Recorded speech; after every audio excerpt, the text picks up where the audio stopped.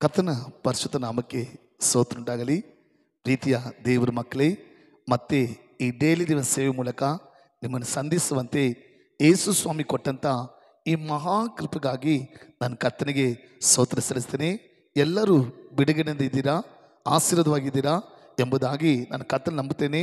ಕಾರಣ ದೇವರ ವಾಕ್ಯವನ್ನು ಯಾರೆಲ್ಲ ನೋಡ್ತಿದ್ದೀರೋ, ಕೇಳ್ತಿದ್ದೀರೋ, ನಂಬ್ತಿದ್ದೀರೋ ಅಷ್ಟು ಜನ ಮಧ್ಯದಲ್ಲಿ ದೇವರ ಬಿಡುಗಡೆ ಬರುವ ಶಕ್ತಿ ನಿಮ್ಮ ಮೇಲೆ ಇಳಿತಾನೇ ಇದೆ. ಕಾರಣ ಯೇಸು ಬಿಡುಗಡೆ ನಾಯಕನಾಗಿದ್ದಾನೆ. ಅಮ್ಮೆ ಸಿರಿಪಿದ ಮಕ್ಕಳೇ, ಇವತ್ತು ಕೂಡ ನಮ್ಮ ಬಿಡುಗಡೆಗೋಸ್ಕರ ಪ್ರಾರ್ಥಿಸುವ ಮುಂಚೆ ದೇವರ ವಾಕ್ಯದಿಂದ ಒಂದು ವಾಕ್ಯವನ್ನು ಓದಿ ನಿಮ್ಮ ಬಿಡುಗಡೆಗೋಸ್ಕರ ನಾನು ಪ್ರಾರ್ಥಿಸಲು ಆಸೆ ಪಡ್ತೇನೆ. ಯೆಹೋಶುವನಿಗೆ ಬರೆದ ಪತ್ರಿಕೆ 6ನೇ ಅಧ್ಯಾಯ 27ನೇ ವಾಕ್ಯ. ಜೋಶುವ 6:27. ಯೆಹೋಶುವನ ಬರೆದ ಪತ್ರಿಕೆ 6ನೇ ಅಧ್ಯಾಯ 27ನೇ ವಾಕ್ಯ ಓದುವಾಗ, ಕರ್ತನು ಯೆಹೋಶುವನ ಸಂಗಡ ಇದ್ದುದರಿಂದ ಅವನು ದೇಶದಲ್ಲೆಲ್ಲ ಕೀರ್ತಿಗೊಂಡನು. ಆಮೆನ್. ಪ್ರೀತಿಯ ಸಹೋದರ, ಪ್ರೀತಿಯ ಸಹೋದರಿ, ನೀವಿರುವ ಸ್ಥಳದಲ್ಲಿ, ನೀವಿರುವ ಪಟ್ಟಣದಲ್ಲಿ, ನೀವಿರುವ ಮನೆಯಲ್ಲಿ ನೀವು ಅನೇಕ ಕಾಲದಲ್ಲಿ ಅವಮಾನಪಟ್ಟು, ನಾಚಿಕೆಪಟ್ಟು, ಪರಿಹಾಸಪಟ್ಟು, ಗೇಲಿಪಟ್ಟು ಅಥವಾ ತಳ್ಳಲ್ಪಟ್ಟಿರ್ಬೋದು.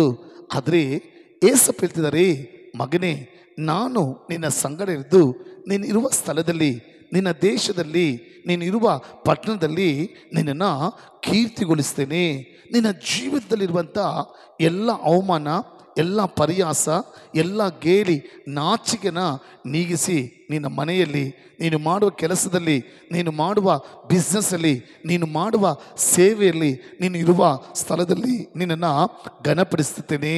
ನಿನ್ನ ಸಂಗಡ ಇದ್ದು ನಿನ್ನನ್ನು ಕೀರ್ತಿಪಡಿಸ್ತೇನೆ. ಆಮೆನ್. ಎಷ್ಟು ಜನ ಸ್ವಾಮಿ ನೀನು ನನ್ನ ಸಂಗಡ ಇದ್ದು ನಾನು ಇರುವ ಸ್ಥಳದಲ್ಲಿ, ನನ್ನ ಬಿಸ್ನೆಸ್, ನನ್ನ ಕೆಲಸ, ನನ್ನ ಕುಟುಂಬ, ಮನೆಯಲ್ಲಿ, ನನ್ನ ಸೇವೆಯಲ್ಲಿ ಕೀರ್ತಿಗೊಳಿಸಪ್ಪ, ನನ್ನ ಘನಪಡಿಸಪ್ಪ. ನಾನು ಅವಮಾನ ಪಟ್ಟಿದ್ದು ಸಾಕು, ನಾಚಿಕೆ ಪಟ್ಟಿದ್ದು ಸಾಕು, ನೀನು ನನ್ನ ಸಂಗಡ ಇದ್ದರೆ ಖಂಡಿತವಾಗಿ ನನ್ನನ್ನು ಕೀರ್ತಿಪಡಿಸ್ತೀಯಪ್ಪ, ನನ್ನ ಘನಪಡಿಸ್ತೀಯಪ್ಪ, ನಾನು ನಂಬುತ್ತೇನೆ ಏಸಪ್ಪ ಅಂತ ಯಾರು ಒಪ್ಪಿಸ್ಕೊಡ್ತೀರೋ, ಏಸಪ್ಪ ನಿಮ್ಮ ಜೀವಿತದಲ್ಲಿರುವಂಥ ಅವಮಾನ, ನಾಚಿಕೆ, ಪರಿಹಾಸ ಎಲ್ಲವನ್ನ ನೀಗಿಸಿ ನಿಮ್ಮನ್ನು ಕೀರ್ತಿಗೊಳಿಸ್ತಾರೆ, ನಿಮ್ಮನ್ನು ಘನಪಡಿಸ್ತಾರೆ. ಕಾರಣ ಘನಪಡಿಸುವ ದೇವರು, ಕೀರ್ತಿಪಡಿಸುವ ದೇವರು ನಿಮ್ಮ ಸಂಗಡ ಇದ್ದಾರೆ. ಪ್ರಾರ್ಥಿಸೋಣ ಬಾ. ಪ್ರೀತಿಯ ಪರಲೋಕ ತಂದೆಯೇ, ನಮ್ಮ ಕರ್ತನಾದ ಯೇಸುವೆ, ಇದು ಈ ಡೈಲಿ ದಿವಸ ಸೇವೆ ಮೂಲಕ ಯಾರೆಲ್ಲ ವಾಕ್ಯವನ್ನು ಕೇಳ್ತಾರೋ ಅಷ್ಟು ಜನರ ಸಂಗಡ ನೀನಿದ್ದು ಅವರಿರುವ ಸ್ಥಳದಲ್ಲಿ, ಕೆಲಸದಲ್ಲಿ, ಬಿಸ್ನೆಸ್ಸಲ್ಲಿ, ಮನೆಯಲ್ಲಿ ಅಪ್ಪ, ಅವ್ರು ಮಾಡುವ ಸೇವೆಯಲ್ಲಿ ಅವ್ರನ್ನ ಕೀರ್ತಿಗೊಳಿಸಪ್ಪ, ಅವ್ರನ್ನ ಘನಪಡಿಸಪ್ಪ. ಅವ್ರ ಜೀವನದಲ್ಲಿರುವಂಥ ನಿಂದೆ, ಅವಮಾನ, ಗೇಲಿ, ನಾಚಿಕೆಯನ್ನು ನೀಗಿಸಿ ಅವ್ರನ್ನ ಆಶೀರ್ವದಿಸು ರಾಜ. ಆ ರೀತಿ ಮಾಡಿಬಿಟ್ಟಿದ್ದಕ್ಕೆ ಆ ಸ್ತೋತ್ರ ನಮ್ಮ ಜೀವನ ತಂದೆಯೇ. ಆಮೆನ್. God bless you.